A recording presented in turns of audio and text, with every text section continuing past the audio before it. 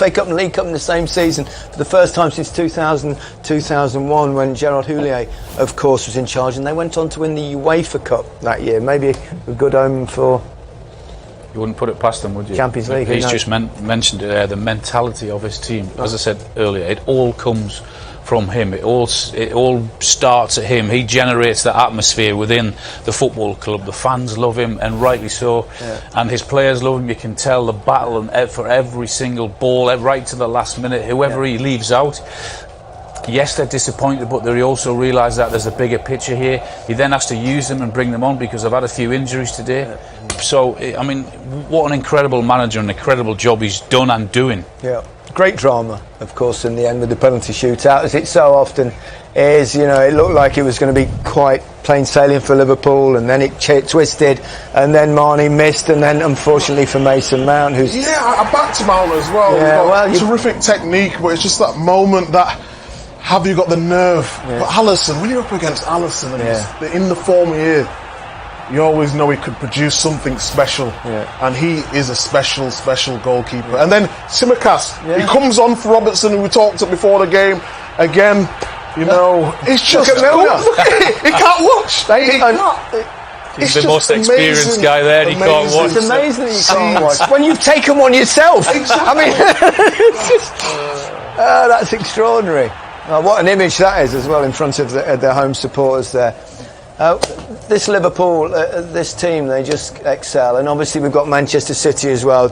These two clubs are just producing some... they're different in their styles, but they're fantastic. Klopp and his coaching staff have been amazing. I mean, what they've done.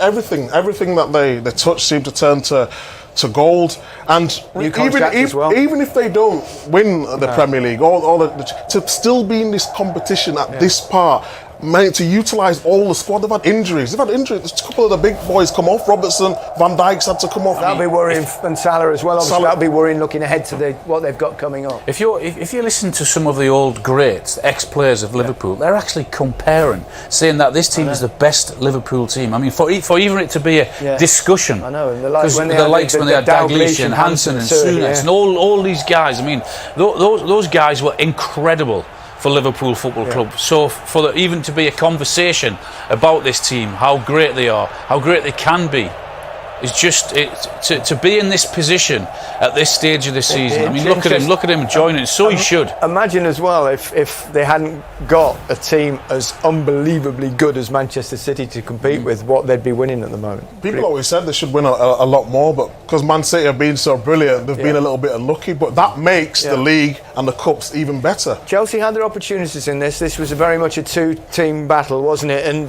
they'll rue some of the chances that they wasted. Of course, over the overload at the back post, Alonso got forward really well at times, just evades Alexander-Arnold, and he just couldn't get the purchase that he once so desired. And Pulisic, I thought he did well in spells today, little intricate passing, couldn't find a finish. That man, Alisson, steps up again, they hit the bar. And that's why I felt a little bit for Chelsea, because they gave it absolutely everything. Drops off into space there. Pulisic gets it on the end, and he just doesn't manage to get his foot around it enough. But they gave everything, and you know, it's all because of that man Tuchel. They'll be looking back tonight, Chelsea, and thinking, we had the chances to win this game. Well, both teams did. Yeah, absolutely. But then, of course, they're on the losing side, so they're going to look back and think they should have done better in the game.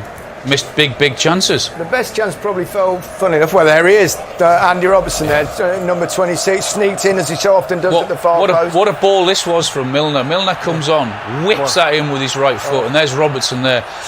He shinned it, he doesn't get the connection that he wants.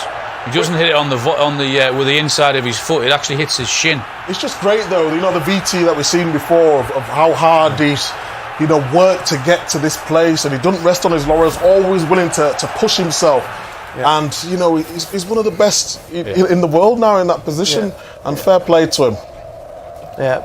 You both talked about Trent Alexander-Arnold's performance. I mean, it was pretty sensational. Some of the passing. What is he? 23 years of age, Trent. Why is he a fullback? World Club, Champions League.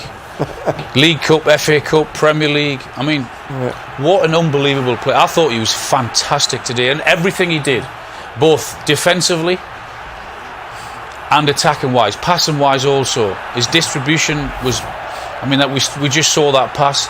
That's a great cross in. Robertson should do better there. He doesn't really expecting it. Covering his defenders here, being in the right in that right position. There was 2 or 3 times that he actually did that superbly well.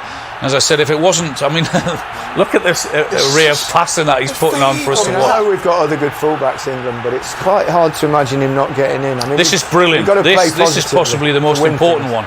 Look at him the way he gets back in there. That is a crucial tackle at such an important time. Going forward, he's the best out of the